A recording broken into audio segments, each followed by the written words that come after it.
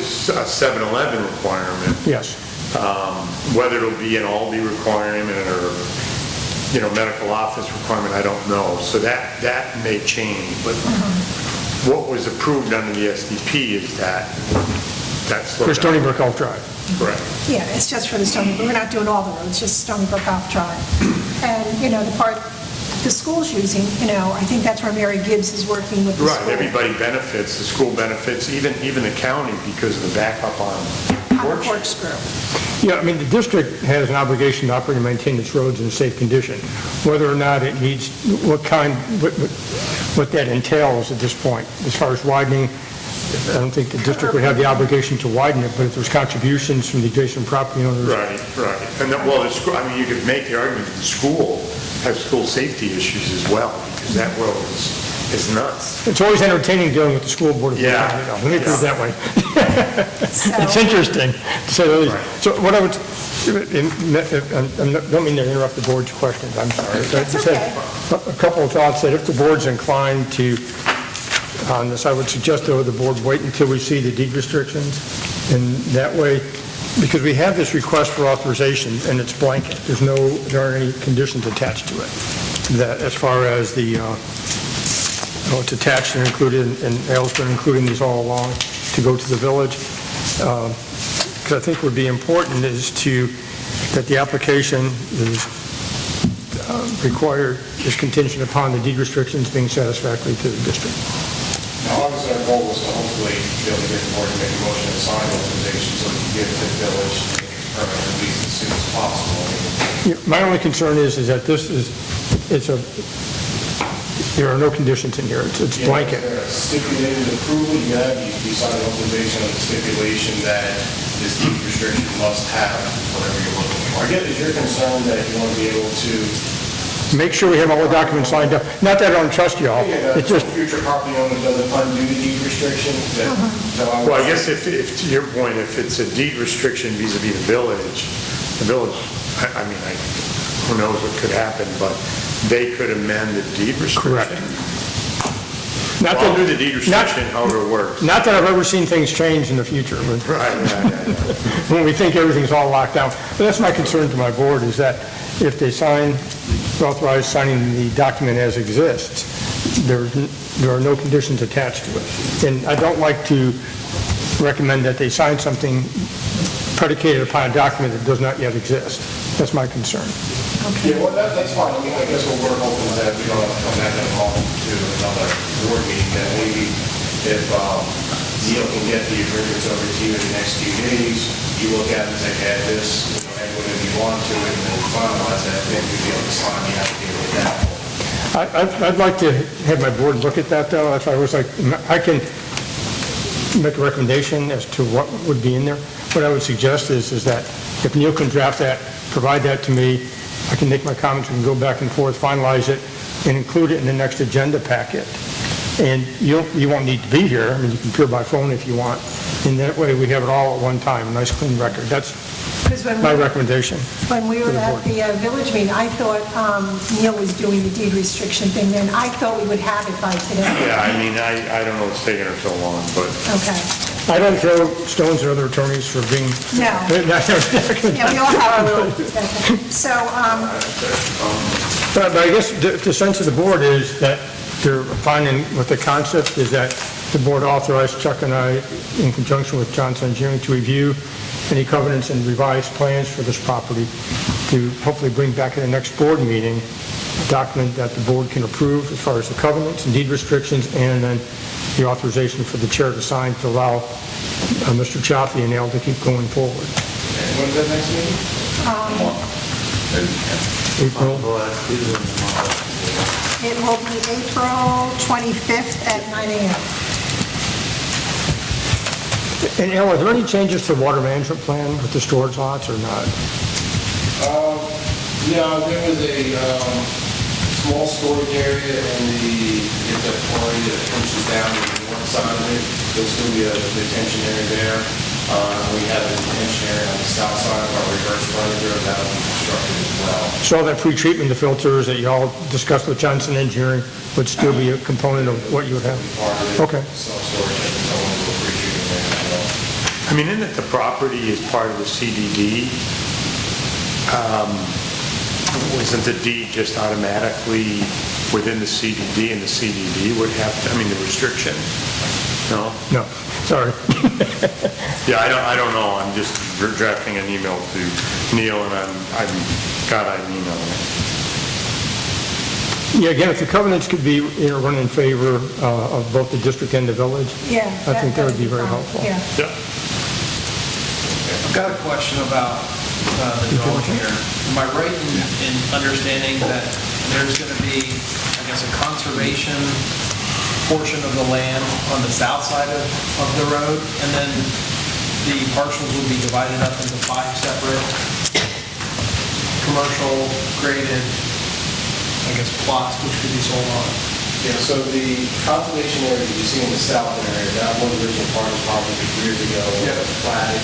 I believe it's now owned by CDD. The conservation owned by CDD, it's not Farmer House ownership anymore. And then, yeah, on the north side, on the west, you have 3 lots, and on the east, you have 1 lot, and then there's a tract of the road. So there's 5 tracts and 4 lots.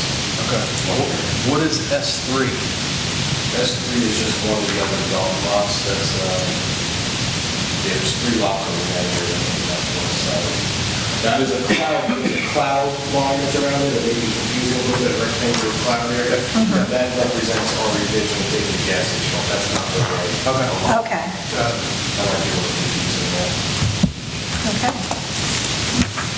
All right, so Neil can get that to Tony, we'll look at it, we'll get it on the agenda for the next meeting, and we'll sign that. But I did think we were going to come back to it, but that's, I agree, Tony. I mean, Yeah, I appreciate it. I'm fine with what they're doing. I'm thrilled that this is how it's going. But I just want to have all our ducks in a row. Ralph, do you see the collaborative effort between the school board, the village, and the district, and the property owner on the improvement to Stony Brook Golf Drive being part of this transaction or not? I mean, that would only be to the extent that we could get everybody together and improve Stony Brook Golf Drive. As you see that turn, the slowdown lane on Stony Brook Golf Drive, that was only because of 7-Eleven and that left-hand turn in. If Aldi goes in there, I don't see them having enough room, right? Because they want as much of that corner frontage. So it's possible that Newbridge may be the only left in, which is, several hundred feet from the porch. Just one question from the standpoint of grocery stores and deliveries, and store, and loading docks and all those fun things that go with grocery stores. Is it envisioned that Aldi, if they're the user of the site, that they would come in on Stony Brook Golf Drive with the tractor trailers and all those? I don't know. They haven't submitted it, they haven't shown me this, the site development plan yet. So again, they're buying it, they're buying all 3 sites. They're going to be responsible to the village, submitting an SDP, getting that approved, going in front of the CDD. I really want to move on and get self-storage. That's more of my business than the land. Question? Thank you. Yes. Just to clarify, and thank you for your transparency on what may go in there. Is a projected buyer going to buy the west corner and the east corner? No, I'm going to remain the owner of what you see as S2. That's where the self-storage is going to go in. I guess I got that. That's the center portion. No, Well, that's it's the easternmost. Firehouse Lane and Corkscrew. Yeah, I've got extra sites I here. can't get up, I'm sorry. Okay. I'll charge you $5. This is what he's going to do. Oh, And Al? This is what. Just on the west. Hey, Al, also, is this the most recent iteration of the storage? That's a better one. That's the zone after that's the plan. Can you pass this down? This is it shows the storage on the side. Right? Okay, now that shows the location, how they're all.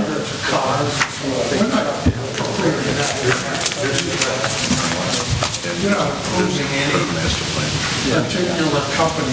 Not at this point. Okay, thank you. I'm all set. Thank you so much.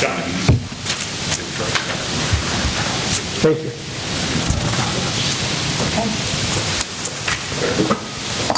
All right, Yeah, so, and thank you, and Madam Chair, if I may, if Al and Ralph, if you can have Neil get that to me by the end of this week, that way gives plenty of time to get it to Chuck to put in the agenda packet for the next meeting, so the board has it in advance. That way. I'll just tell her to draft it, whatever manner suits CDD, because again,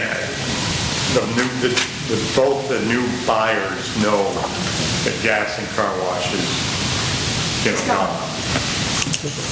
I didn't want it to begin with, I inherited the contract. Thank you. all right. Thank you.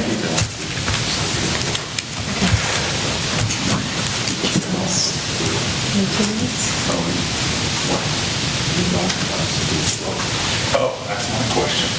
Al, Hey, guys. before you leave, what do you want us, if we're going to be responsible for the road, can you show us what you want done? Well, I think I really hadn't talked to Ralph too much about it, and I think the thought is that, the road needs to be resurfaced, and it would be nice to have it a little bit wider, so that you could, I think we're doing that much of a left turn without the now, so the thought was that the road would be widened a little bit further down, further to better, to try to make more of a left turn stacking line, so anybody wants to go straight, isn't held up because of the school traffic. So you want it resurfaced and widened? It's something the wider we could have, I mean, I would think even along the left turn here would be, that would be, this was configuration based on the fact that 7-Eleven was going to try to run here, that would be a little bit down, sure. And that's, I haven't seen any of all these goes on a little bit proposed. I think what Chris said, all of us are concerned with, and that is we maintain that road, or not maintain it. So whatever standard it needs to be brought up to, it would be, I guess, in our best interest to turn that heavy back over to the county to maintain going forward. So like if we're in this partnership to develop it and pay for it, that's one thing, but if we're going to be stuck with the bills to maintain it going forward, that may be a problem for a couple of months. Yeah. So, I assume the county, if you ever do, they're only going to take on a couple of the deep. right, Yeah, that's fine. That's fine. This way the school outside the gate. right. So we'll work on it. But I just don't want you to go through everything and run into another hurdle. It's a concern that's going to be there the next time. I think we feel obviously responsible for the existing space of the road, the widening extent and all of that, that's a whole other question. Yeah, and what's really triggering the need to widen the left turn is really more the school traffic. Sure. If you're stacked out, you can turn right or go straight or anything. Yeah. There's no fix to that problem. Yeah, I mean, it might help a little bit. Yeah, a longer left turn lane would help the situation. Okay. Or double. Yeah, that'd be that. Al, Tony, whoever you want. You've more than I do, Al, so I'm sorry. Thank you. We'll be in touch. We'll get that. Okay, thanks a lot. Okay. He's always on the county, just inherited that. Well, I don't know. Tony, how would we, Turn the road over to the county, that's all we want to do. Well, the county would require it to be brought up to the county standards, and it might, I don't know what the requirements are now for base or sub-base. That road was built, what, in 2000? Well, the county's going to repave it, right? they were just going to resurface? I understand, Yes. but will that bring it up to? Well, there might be issues such as curbing and drainage and sub-base. I mean, I've been through this exercise before with the county, and so I don't know what they would require, whether the standards have changed since this road was built. Again, as far as lane width, curbing type, landscaping, I lighting. guess that's something down the road we have to, I don't know whether we do that sooner than later to ask if they want the road. Yeah, and they may also take the position that it's not an arterial or collect. They may say, give it to the village. Can we start the conversation? Yeah, we can ask the village if they want it. Okay, let's ask the village and, What do you think, Chuck? Do you think the county would say yes or no? One on the road, Yeah. county won't touch it, village won't touch it either, based on my experience with their roads. okay, guys, one at a time. Yeah, I asked Chuck his experience with it also. The last time we looked into this, I don't think it's been 10 years, but I think it's probably gone close. It was like $60,000. Right, it was 60, we wanted to turn it over to the school, and they said they'd take it, but it was $65,000. Yeah. Chuck was just saying that he doesn't think the village or the county want it. It's a dead-end road for them, so it doesn't serve the general purpose. Yeah, so That it's would be really their between, position. quite honestly, Chris, this is going to be between the school, whoever purchases and builds on that lot, and us. So, yes, we're going to need to fix the road. And I mean, I've been on the board when we first went to the village, to the school district to ask them. So I think it's something that, let's get this deed restriction done. I'll contact Mary Gibbs to see if she's had any headway with the school district. And then, wait and see if it is Aldi's. And because they're going to need that road, so, we're going to have to negotiate to have them participate in getting it up to standards. Absolutely. So, that's how we're going to... It's their access. Right, it's their They should pay access. for it. Right, so... Or partially. Partially, it's our road, but if we can get the school, the Board of Ed, us, and the new developer to do it, and I think that's where we have to go with it, because... Well, let me ask you, so is that extension part of our budgeting for the bond as far as the road improvement inside the gates? No. Chuck? No, we're just doing the roads within the, we're not doing that, that was not included.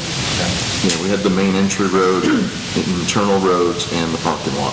Right. So. All righty. Well, at least it's not a gas station. We got that done. Okay. Is Aldi's better?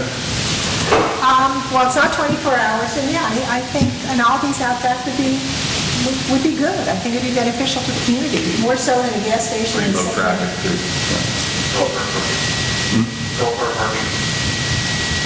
Golf cart parking? I'm glad you brought that up, because with this whole expansion of the sidewalk, if you will, or whatever it's going to be called, multi-purpose track, going down Corkscrew Road, I think it has access for non-motorized vehicles, golf carts, potentially.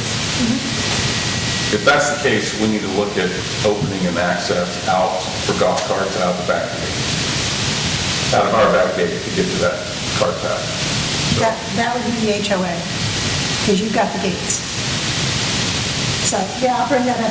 Yeah, they need to open that up, not just for carts, but for walking as well. People want to get their bikes, they want to ride their bike all the way down Corkscrew Road, they need to be able to come out the back gate. So that needs to have an access there for... But you don't want to compromise security.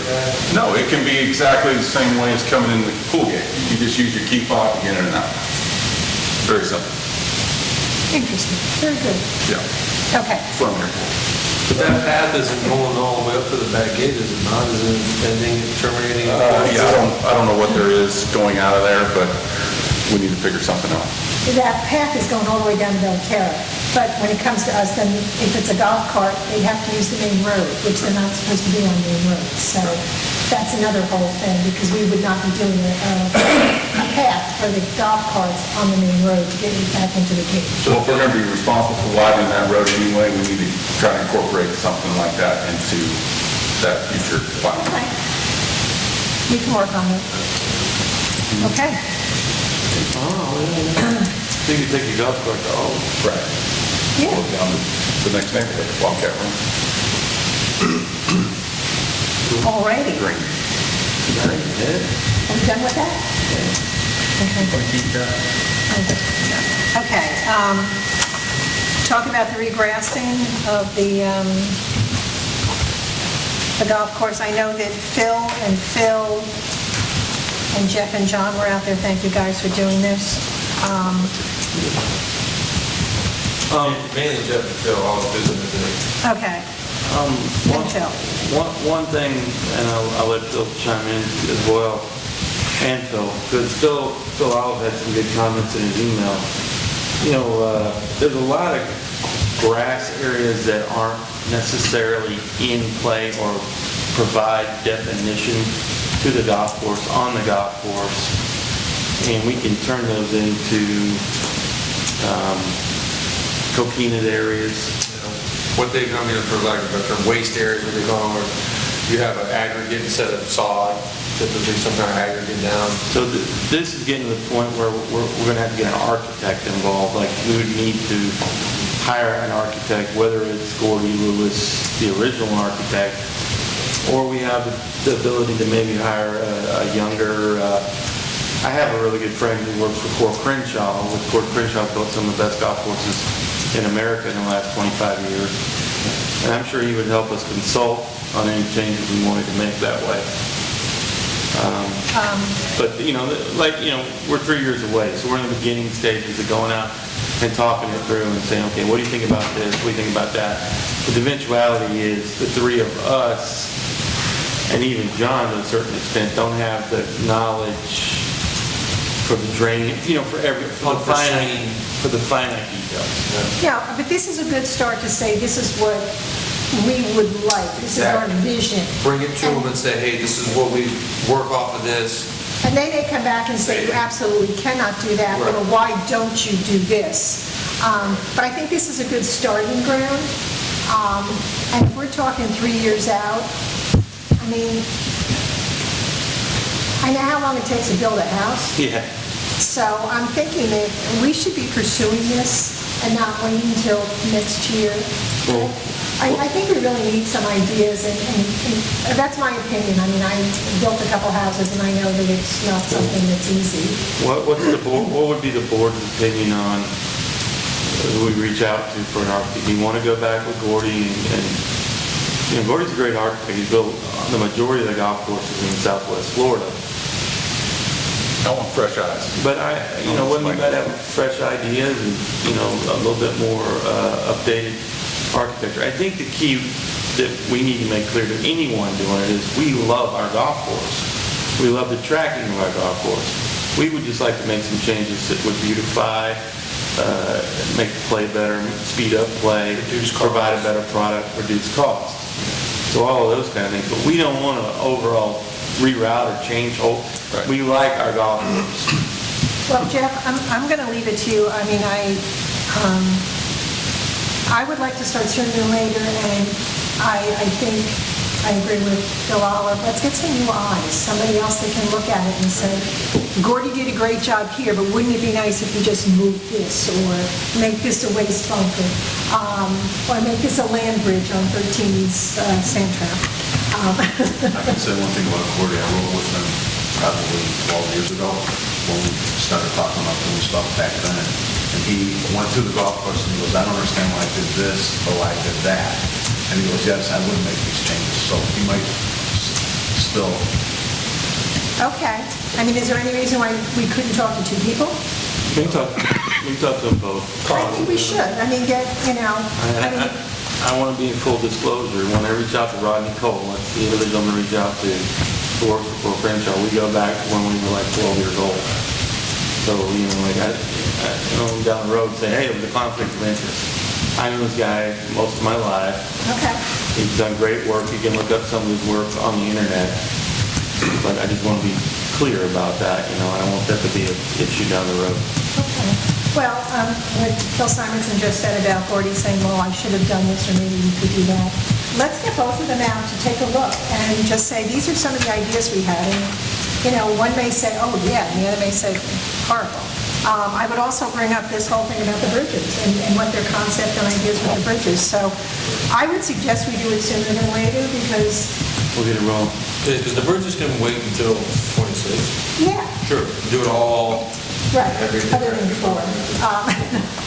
But with all of that, I think we should incorporate all that, but I think they should know what we're looking at for them to say yay or nay, or hell you thinking.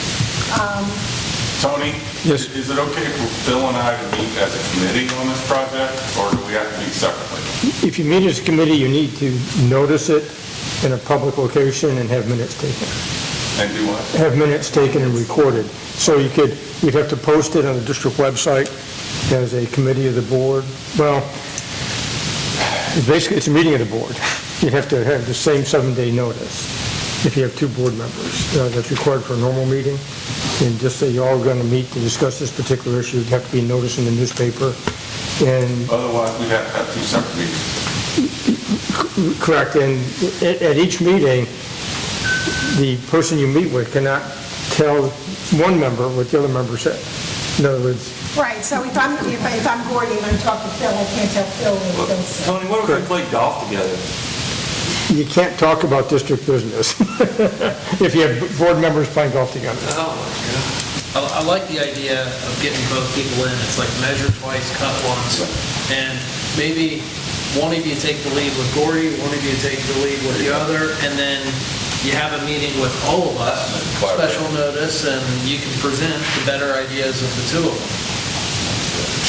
That works. Okay. Okay. And there'll be cost involved. Or it could be a regular board meeting. I'd rather spend the nominal amount up front designing it than getting it wrong. Okay, it's going to be up front, but there'll be... One other possibility might be that at the next board meeting, if that timing is right, the board could have a workshop session just on this topic, not make any decisions, but just bandy about the ideas and hear what the conversations have been to date. That's one other aspect. And have some bullet points for the consultants to deliver to them, and then bring us some ideas on what they plan to do. Correct, and again, the workshop is to the board discuss among themselves what the ideas are, and if you've individually, two board members have individually talked with the other parties, all those then come back to the committee, to the whole board of supervisors in a workshop setting. So Tony, we would schedule the workshop session after the board meeting? It could be after the tail end of the meeting. Chuck, you fine with that? Sure, Okay. as long as it's not a 6 o'clock meeting. No. What do these individuals typically charge? Well, that's a good question, Chris. So we got to find that out. I'm assuming they don't work for free. Well, we don't, let's just put it this way, we don't want to pay two consultant fees. So we're going to have to just pick one, I think. And Well, let's see what the cost is, and let's see where we're going with this first. you generally know though. Well, Gordy did some stuff with Kelly Green, total all in was up to $100,000. Rodman's going to be somewhere in that same ballpark. We don't want to do two. Rodman's come down and done things for me for nothing.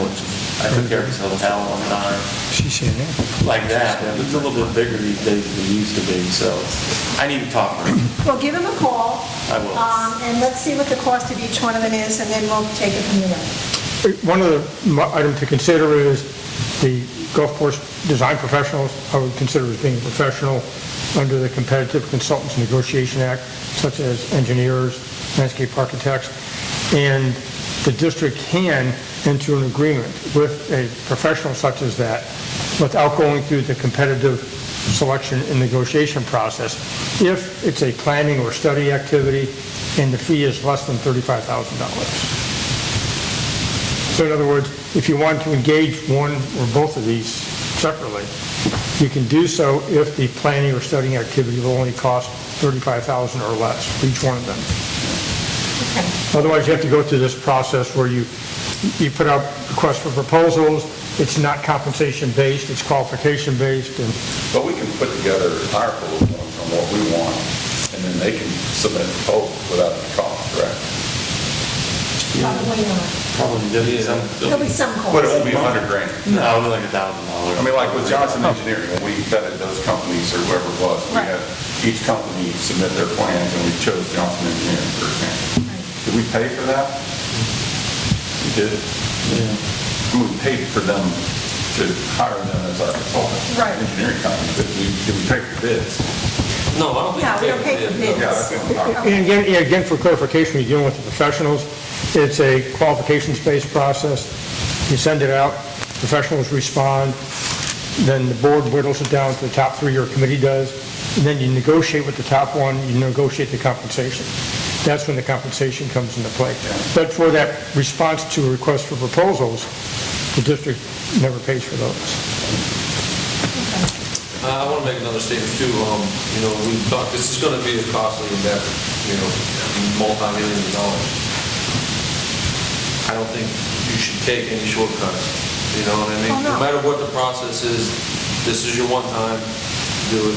It's going to have to last another 25 years, 30 years maybe. No, I agree with you, John. That's what I... Most of us, I think, even sitting at this table, aren't going to be here the next time the new renovation comes around. You know, for better, for worse, you know. But, I only have 4 years. Eileen will be, she'll still be. Yeah, I'll still be there. So just to do it right, though, like buying the building and getting, putting Stony Brook in position for the future, you know, I think kind of the same thing I mentioned to Jeff. Jeff noted about it, you know, we just got ranked number 2, as we said, is the number 2 public golf course by ESPN, a writer from ESPN, you know, and it's on ESPN, that's really cool. You know, we beat out Old Corkscrew, even though, you know, so. And to that point, John, Who's number 1? to that point, Rafter Bay is renovating, actually building a whole new golf course. Old Corkscrew will soon. These other ones are as well, so we need to kind of keep up with the jobs. Absolutely. And no, I don't want to cut corners here. I mean, we're doing a good job. There's other places we can reel back a little bit. I think we've been very conservative and cost conscious in everything we've done. I think we need to continue to do that.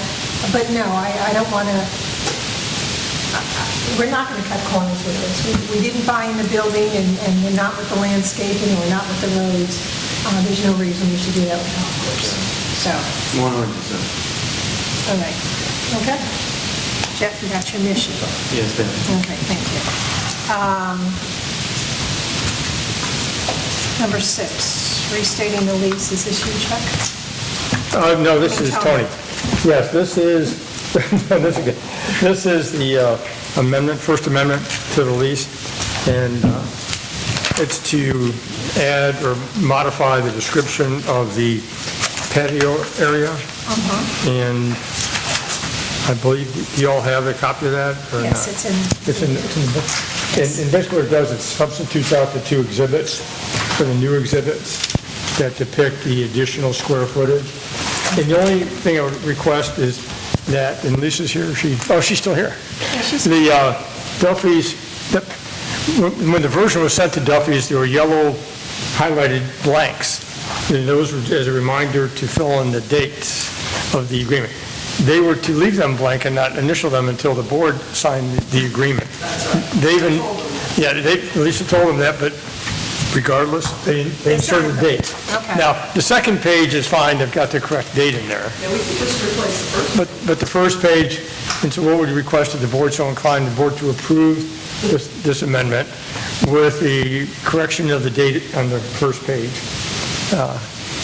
And that's ready for approval and execution by the board and by the chair. Lisa, any comments or questions? Any questions from Duffy's at all or not? Nope. Okay. And this is just as to the First Amendment. As to the rules, I'd like to have the board have a separate discussion because I think they still need some work, but that's another story. Okay. Well, But I've not gotten to lease that stream on me. Okay. Okay. So do I make a motion to accept this with the date change? Yes, and authorize the chair to sign. I make a motion to accept this with the date change and to let me sign this. Second. In favor? Aye. Opposed? Okay. Secondly, Lisa prepared some rules and regulations, and have you provided those to Duffy's, Lisa? Okay, they're fine with all of them? Okay, my only concern is I'll go through, and there are a couple items in there that seem to be at odds, and I apologize, back in early, with the terms of the lease itself, like for signs, and so we just need to clarify those rules and regulations are solely for the patio? Yes, yes. Okay, because it seemed like it went beyond the patio area. No, it's just for the patio. Hey, Tony? Yes. Exhibit A and Exhibit G, Yes. it looks like the floor plan is maybe, It's not correct. yeah, it's not the way it currently stands. There's not a DJ booth, a bar, or a stage. Is that material? No, I did not want to change, the idea was, that is attached to the current lease. Okay. And all we were wanting to do is change the patio, and not modify any other part, because the premise is, the key aspect is I'll call it the exterior walls and the square footage, not what's actually inside. Got it. Okay, thank you. Yeah, no, good point. When I looked at that at first, I said, no, I don't want, it was hard enough, quite frankly, I guess, getting with the graphic artist to create the proper clouding to show the additional square footage. Is that correct, Lisa? That's right. Yes. Two other questions. There's the rules and regulations, number 13 says the tenant should not attach projections to the outside walls of the restaurant and the building. If I'm not mistaken, I think there is already something attached to an outside wall, like a sail or something like that, that was there prior to this whole project? No, they were not attached to the building. They weren't? Okay. No, and we don't want them attaching them to the roof because the roof leaks anyway. Yeah. But we did suggest that they get a contractor to put poles in the patio. But it's not that they can't do it, they just have to get written consent by us. Right. Landlord, yeah. We have to make, right, and we have to make sure that they're not doing it up in the middle of the roof and we're going to have leakage. And again, depending on how they're done, we can work around that for them. Yeah, Madam Chair, what I'd like to do is, and again, I apologize for not getting with Lisa earlier on this. I like the no lodging one. Yeah, I know. No sleeping on patio. Okay. What I'd like, Madam Chair, with the board's consent is to work, and I apologize, Lisa, for not getting to her earlier with everything else going on, to table the rules and regulations to the next meeting so I can get with Lisa on them, only because there's language in here that may go greater than just a patio. So, but I appreciate her drafting them. Okay, I do have one question, number 7. So Duffy's will not allow outdoor dining with animals, because no animals of any kind are allowed by the patio except service animals. You're out, Bill. Sorry. I think that's what it should be. I don't think they will allow it. Good, I'm glad, because I really don't want that to become a dog park. It's my opinion. Okay, I just wanted to make sure we're all on board with that. And for clarification, the Department of Health, if you go to their website, they kick you to the ADA website for establishments, and it's service dogs only, Okay, I believe. Yep. okay, all right, then I'm fine with that. What about smoking out there? What is the